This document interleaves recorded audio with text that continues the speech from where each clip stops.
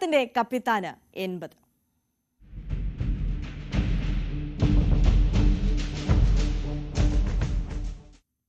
സർക്കാർ വാർഷിക ആഘോഷങ്ങൾക്കും തുടർ ഭരണ പ്രതീക്ഷകൾക്കുമൊക്കെയിടെ മുഖ്യമന്ത്രി പിണറായി വിജയൻ ഇന്ന് 80ാം പിറന്നാളാണ്. മുന്നണിയുടെയും പാർട്ടിയുടെയും ക്യാപ്റ്റനാണ് അണികൾക്ക് പിണറായി. കാര്യമായ ആഘോഷങ്ങളൊന്നുമില്ലാത്ത പതിവ് ദിവസമായിരിക്കും ഇന്നും മുഖ്യമന്ത്രിക്കിത്.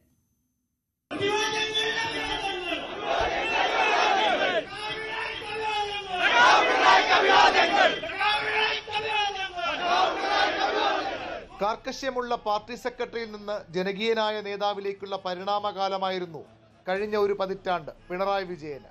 മുഖം നോക്കാതെ പറയേണ്ടത് പറയുന്ന പിണറായി ഒരുപോലെ ആരാധകരെയും വിമർശകരെയും സൃഷ്ടിച്ചു.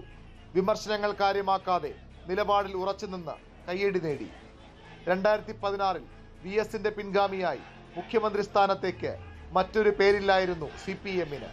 ഒരു തവണ കൂടി മുഖ്യമന്ത്രിയാകാൻ മോഹിച്ച VS-നെ കൊണ്ട് തന്നെ പാർട്ടി പിണറായിയുടെ പേര് പറയിച്ചു. പിന്നെ സർക്കാരിലും CPM-ലും പിണറായി കാലം. പ്രളയവും കോവിഡും പിണറായി എന്ന മുഖ്യമന്ത്രിയുടെ കരുതൽ കേരളം അറിഞ്ഞ നാളുകളായിരുന്നു. PR എക്സസൈസ് എന്ന് എതിരാളികൾ വിമർശിച്ചെങ്കിലും അണികളും ആരാധകരും പിണറായിക്ക് ചാർത്ത് നൽകിയത് കേരളത്തിന്റെ ക്യാപ്റ്റൻ പട്ടം.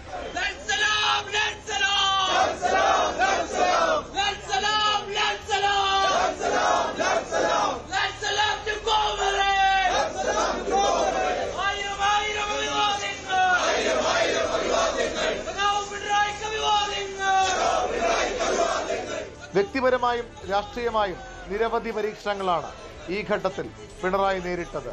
എല്ലാം മറികടന്ന് തുടർഭരണമെന്ന അത്ഭുതം കൂടി സൃഷ്ടിച്ചതോടെ പിണറായി കേരള രാഷ്ട്രീയത്തിലെ നമ്പർ 1 നേതാവായി ഉയർന്നു. അണികളുടെ ആശയും ആവേശവുമായി.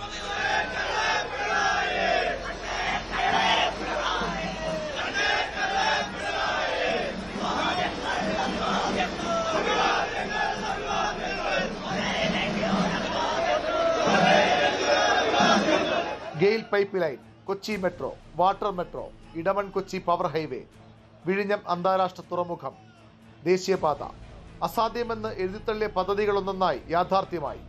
വികസന നായകനെന്നും നിശ്ചയദാർഢ്യത്തിന്റെ ആൾരൂപമെന്നും അണികൾ പിണറായിയെ വാഴ്ത്തിപ്പാടി.